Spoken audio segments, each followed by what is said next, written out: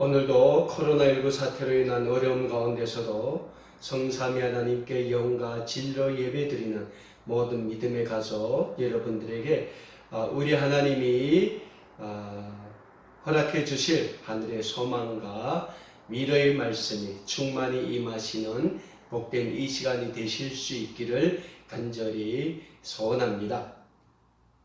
사랑하는 여러분, 오늘은 맥추감사주일입니다. 맥추감사절은 이스라엘 민족이 하나님 앞에 보내는 성스러운 3대 절기 중 한 절기입니다.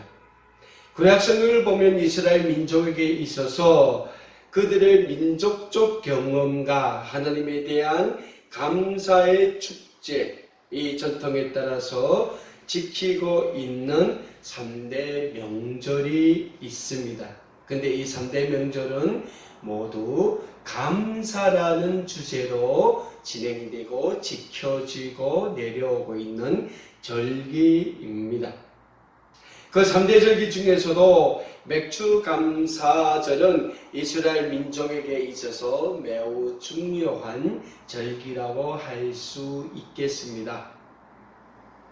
구약성경을 보면 이스라엘 민족은 애굽의 450년간의 노예 생활에서 해방되어 하나님의 은혜 가운데 출애굽의 대장전을 시작을 합니다. 그러한 출애굽의 그 긴 노정을 거쳐 가나안 땅에 정착하면서 이스라엘 민족은 그 가나안 땅에 정착하는 그 절기 중에서 하나님께 제일 먼저 익은 곡식으로 제물을 드렸던 날이 맥추절, 즉 오늘의 맥추감사절이 됩니다. 이 절기는 계절적으로 보면 보리를 수확하는 계절이기 때문에 보리 수확을 뜻하는 맥추절이라고 부르게 되었습니다. 우리가 구약성경 룻기서를 보면 모압이라는 이방 여인이 있죠. 룻이라는 이 여인이 유대인 남성과 결혼해서 살다가 이 유대인 남성이 죽은 후에 시어머니 나오미를 따라서 베들레헴으로 이주하는 모습이 기록되어 있음을 우리는 찾아볼 수 있습니다. 이 베들레헴으로 룻이 시어머니 나오미와 함께 이주를 했을 그 당시 이 베들레헴의 계절이 이 보리를 수확하는 계절이었습니다. 그래서 룻은 시어머니 나오미를 위해서 보리밭에 나가서 보리를 수확하고 남은 떨어져 있는 이삭을 줍다가 그 베들레헴 사람인 보아스라는 사람을 만나게 됩니다. 이렇게 보아스라는 사람을 만난 나오미는 후에 그 보아스와 결혼하게 되고 이방 여인이었던 룻은 후에 다윗 왕의 조상이 되면서 우리 주 예수 그리스도의 족보에 기록되는 그러한 축복을 받은 여인이 됩니다.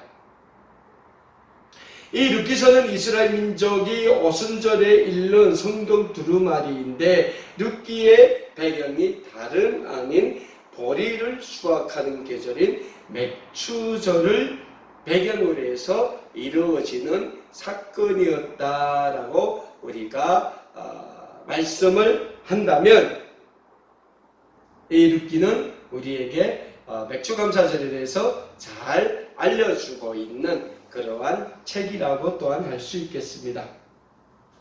이상에서 살펴본 것처럼 성경적으로 맥추감사절은 매해 7월 첫 번째 주일을 구별하여 이렇게 지켜내려게 됩니다.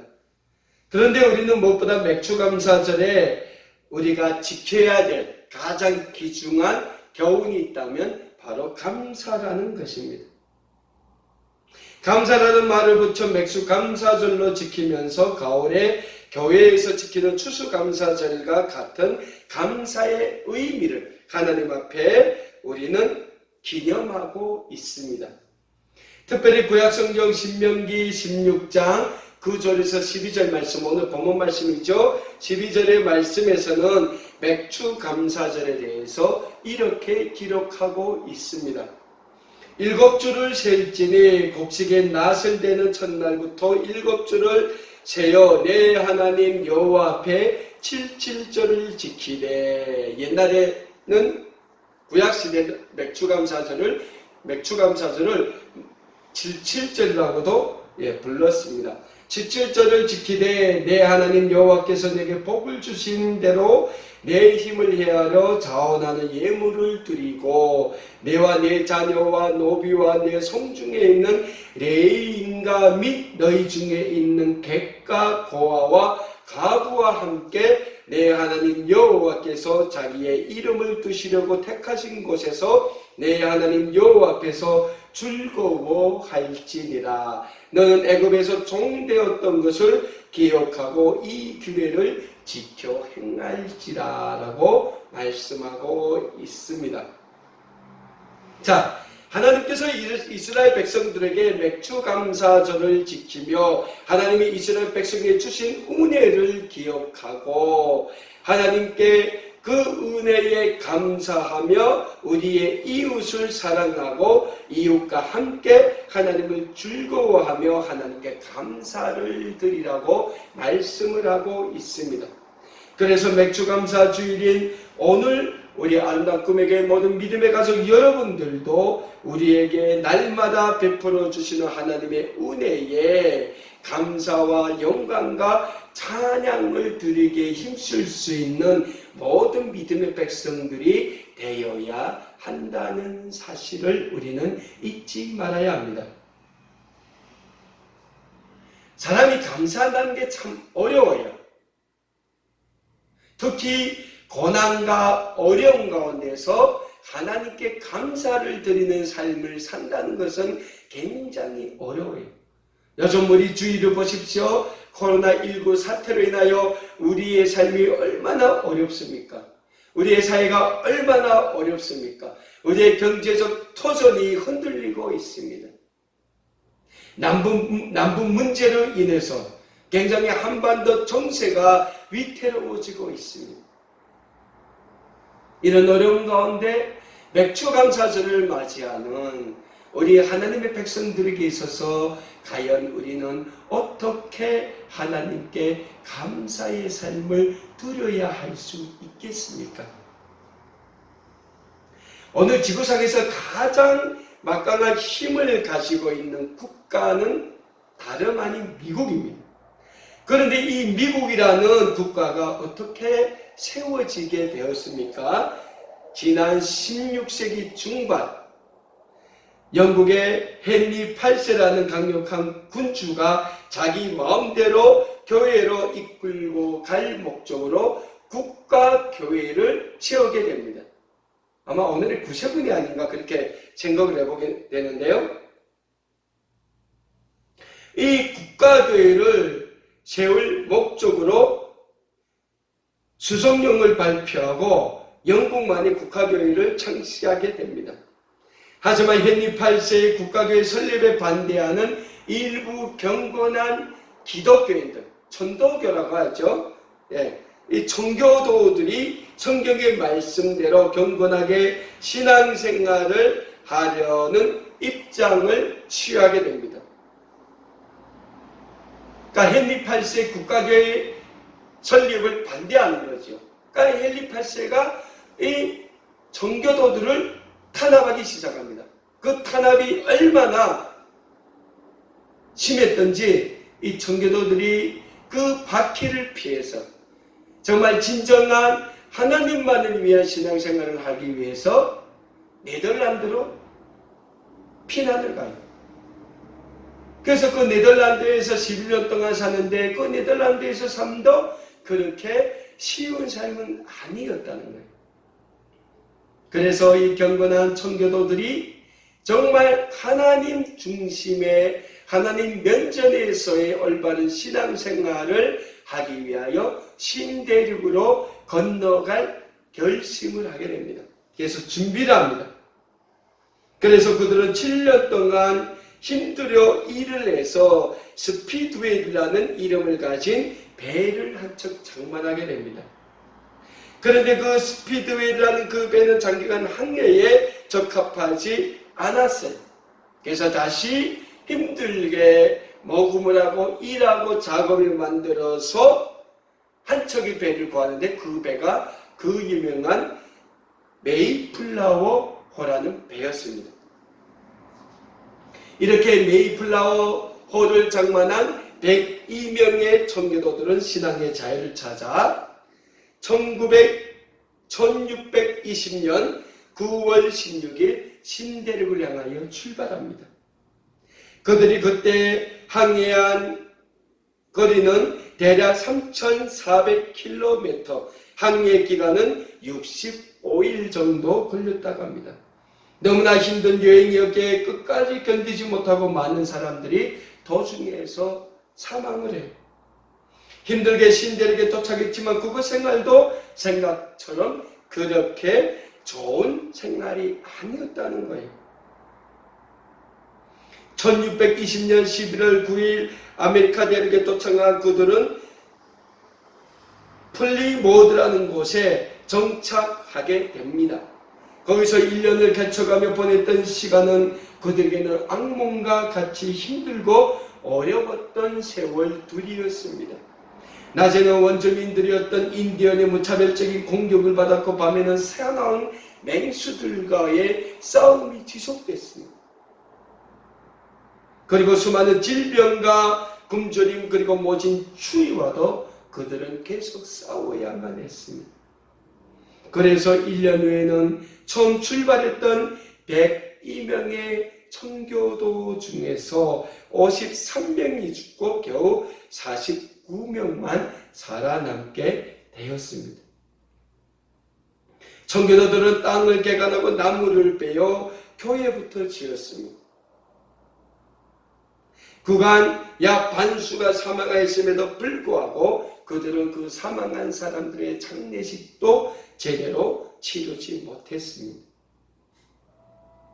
하지만 그들은 교회를 짓고 학교를 짓고 열심히 수학을 하고 농사를 짓고 그거 원주민들을 예수님의 사랑으로 품고 그들을 위해 기도한 결과 그 원주민들과도 화해를 하게 되었습니다.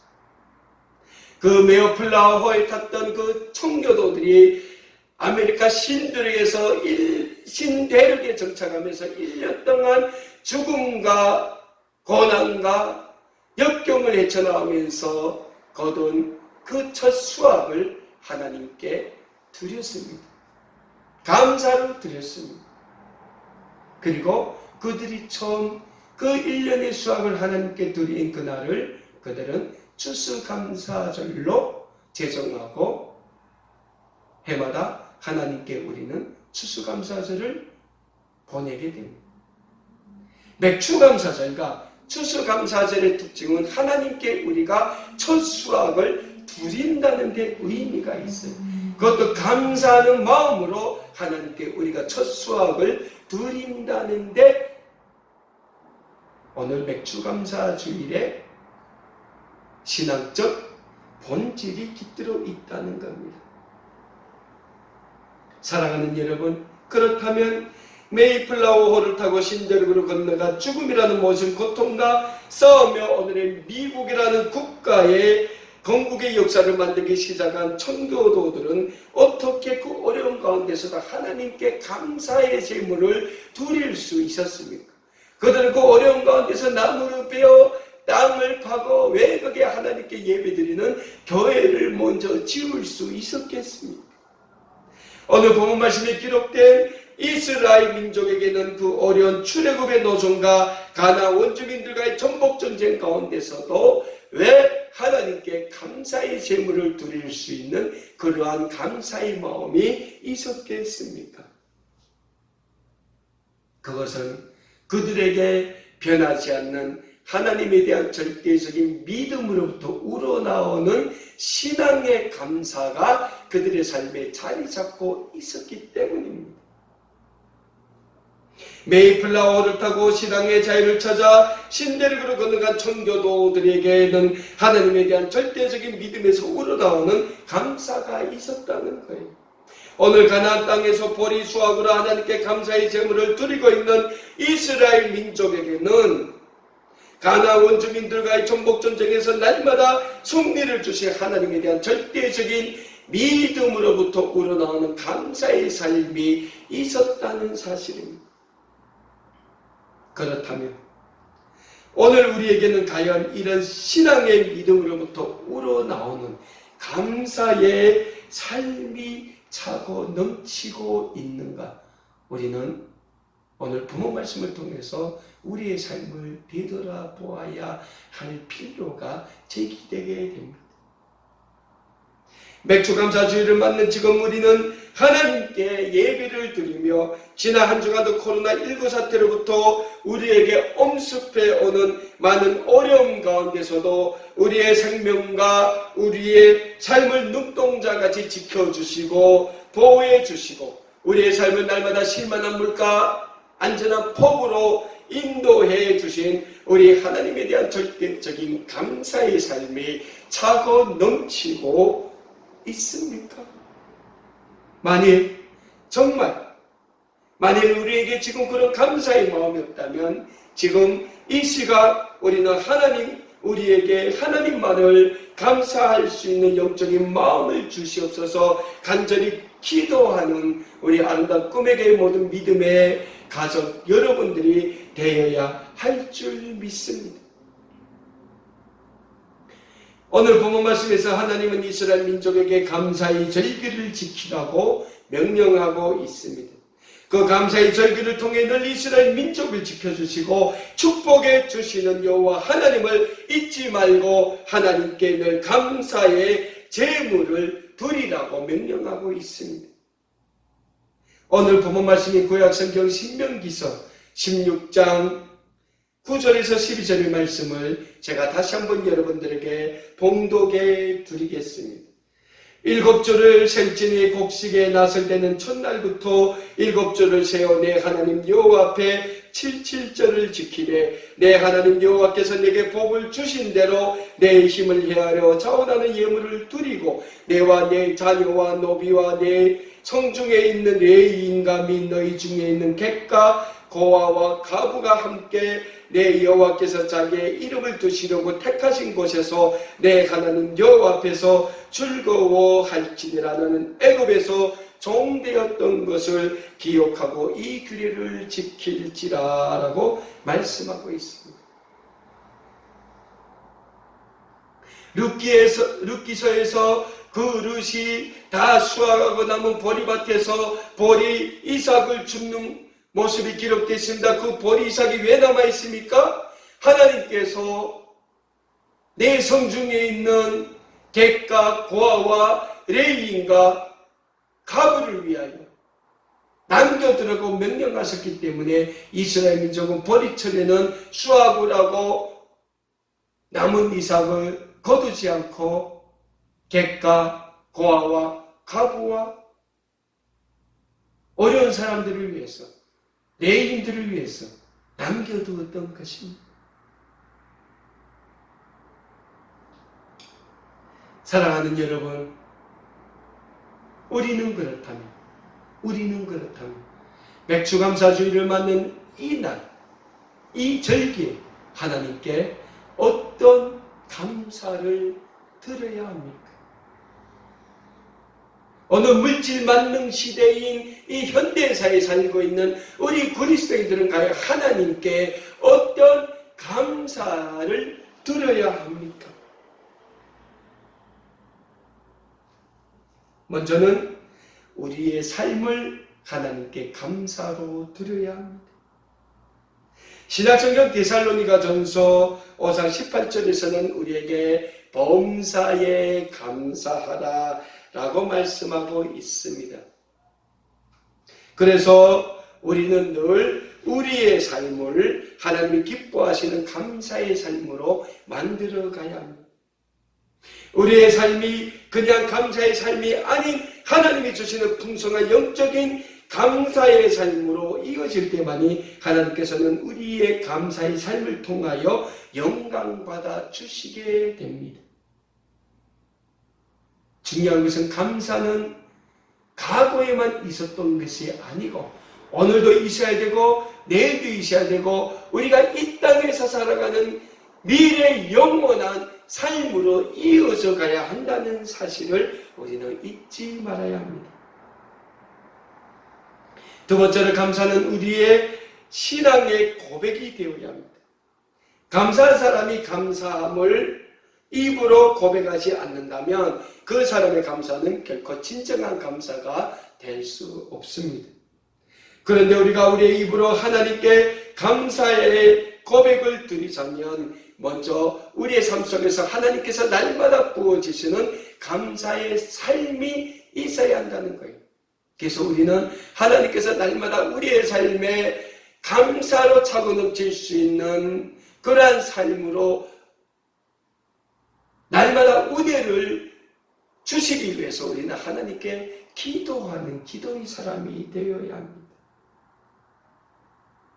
우리는 날마다 하나님께서 감사의 삶을 살 수 있게 도와달라고 하나님께 간절히 기도해야 합니다. 우리가 기도할 때 하나님은 우리의 삶에 날마다 감사의 감사를 넘치게 부어 주시게 될 줄 믿으시고 기도하시는 모든 믿음의 가족 여러분들이 되실 수 있기를 간절히 축원합니다. 우리가 기도할 때 하나님은 우리에게 감사의 삶을 주십니다. 그러면 우리는 우리의 삶에 날마다 부어주시는 하나님의 감사에 우리는 우리 자신이 받은 감사를 물질로 또 하나님께 드리기에 힘쓰는 사람이 되어야 합니다. 우리가 이 세상을 살면서 우리의 삶에 꾸었던 감사와 은혜를 준 사람이 있다면 우리가 감사의 표현을 할 때가 있습니다. 스승의 날이면 우리는 우리의 자녀들을 가르치는 스승들에게 감사의 마음을 표현해요. 내가 암에 걸려 죽게 되었는데 내 암을 치료해준 선생님이 있다면 나는 그 의사 선생님에게 감사의 인사를 나눈다는 거예요. 입으로도 고백하지만 자그마한 정성이 담긴 선물을 만들어서 이쁘게 포장해서 우리는 감사로 표현하게 된다는 거예요. 그런데 우리에게 생명을 주시고 우리의 삶은 날마다 아름다운 삶으로 인도해 주시는 우리 하나님께 우리는 정작 너무나도 인색할 때가 많다는 겁니다. 사랑하는 여러분, 우리는 우리의 삶을 아름답게 만들어 주시고 인도해 주시고 보호해 주시고 축복해 주시는 하나님께 감사의 예물을 드리기에 힘쓰는 하나님의 거룩한 백성, 하나님께 날마다 감사하는 감사의 사람들이 되어야 합니다.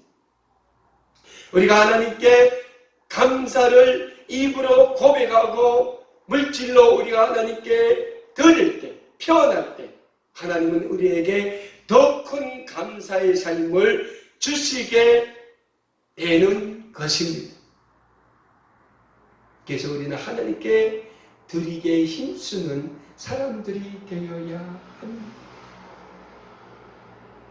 우리가 하나님께 늘 감사의 제물을 드리고 하나님께 감사를 고백할 때 하나님은 우리의 삶에 더욱 넘치는 감사의 삶을 부어주시게 될 것이니 늘 하나님께 감사와 영광의 고백과 예물을 드리기에 힘쓰는 우리 아름다운 꿈에게 모든 믿음의 백성들 되실 수 있기를 간절히 축원합니다. 자, 마지막으로 감사는 나누어야 합니다. 오늘 본문 말씀이 신명기 16장 11절의 말씀을 보면 하나님께서 이스라엘 백성들에게 이렇게 말씀하십니다. 너와 내 자녀와 노비와 내 성 중에 있는 레위 인가 및 너희 중에 있는 객과 고아와 가부와 함께 내 하나님 여호와께서 자기 이름을 두시려고 택하신 곳에서 내 하나님 여호와 앞에 즐거워할지니라 라고 말씀하고 있습니다. 사랑하는 여러분, 감사를 나눌 줄 모르는 사람은 진정한 감사의 삶을 사는 사람이 아닙니다. 옛날부터 우리 조선민족은 이웃과 잘 나누는 민족으로 소문이 나 있습니다. 동네에 생일이 있다거나 경사가 있다거나 혹 불상자가 생겨도 우리 조선민족은 경사도 또한 불행도 함께 나눔으로 서로 기뻐하고 아파할 줄 아는 민족이라는 사실입니다. 요즘은 세상이 많이 변했죠. 개인주의로 변했습니다. 아픔도 혼자 나눕니다. 기쁨도 혼자 나눕니다. 그러나 그 속에서 우리 교회 공동체는 기쁨과 아픔을 함께 나누는 진정한 공동체라는 거예요. 사도행전 말씀을 보면 초대 예루살렘 교회 성도들은 모든 걸 나누었다고 했어요. 재산을 다 교회에 가져와서 부한 자, 가난한 자 서로 나누기에 힘썼다고 말씀하고 있습니다. 그 어려운 시기 로마의 기독교 박해가 최고조로 당하는 나라일 때에도 초대교회 성도들은 나누기에 힘썼다는 거예요. 오늘도 마찬가지입니다.